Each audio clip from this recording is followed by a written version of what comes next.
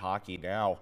Last night, the Comets took their 4-game win streak to Quebec to play on the Rockets' home ice. Laval struck early and often in the first period and held a 3-1 lead. The Comets' lone goal coming from Adam Beckman late in that first period. The Montreal Canadiens farmhands added 2 more in the game for a 5-1 win. The Comets return home to the Adirondack Bank Center tomorrow night against Syracuse. Every game at this point is a big one, and there's no love lost between these two teams if there's nothing big at stake. 7 p.m. puck drop tomorrow night. And we are now in some of hockey's most important 48 hours. Trade time. The Devils have some needs, especially now that Jack Hughes is done for the season following recent surgery, and Dougie Hamilton, who also is out with an injury. Earlier today, the Devils picked up a defenseman in a deal that does not directly impact the Comets. New Jersey acquiring defenseman Brian Dumoulin from Anaheim for a second-round pick and prospect Herman Traff, who was a third-rounder last season and has been playing in Sweden.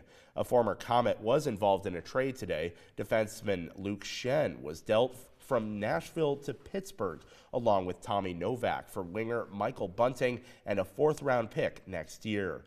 The Rangers have sent Riley Smith to Vegas for Brendan Brisson and a 3rd-round pick. Brisson will go to the AHL's Wolfpack. This weekend, both the NASCAR Cup Series and the Xfinity Series are in Phoenix. Xfinity is regarded as the Cup's minor league, with one exception. Sometimes the Cup drivers get behind the wheel in the Xfinity races. Still, it is a proving ground for the future stars.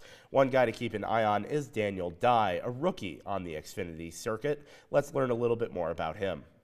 This year's Xfinity Series rookie class is young and talented, and that includes Daytona native Daniel Dye. After 10 Xfinity starts a year ago, Dye is now driving the number 10 Chevrolet full-time for Colleague Racing. The main thing we were talking about last year doing those 10 races, they're kind of sporadic, right? We did about 1 a month, was racing the Truck Series too, so now it's more simple, right? Run the same car every weekend, same teammates every weekend, just same routine.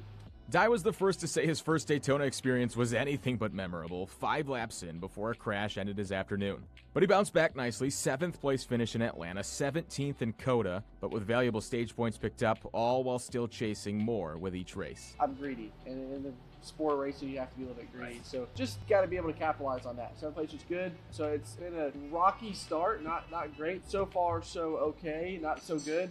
Dye now shifts his focus to what he believes is more normal racing next up in Phoenix, a place he's raced at several times and raced well. Obviously eyeing race wins, but more focused on improved progress week by week. Yeah, I mean, just as many single-digit finishes as you can, as many top 10s, make the playoffs. Stage points are huge, like we just talked about. Just trying to knock as many of those out as you can.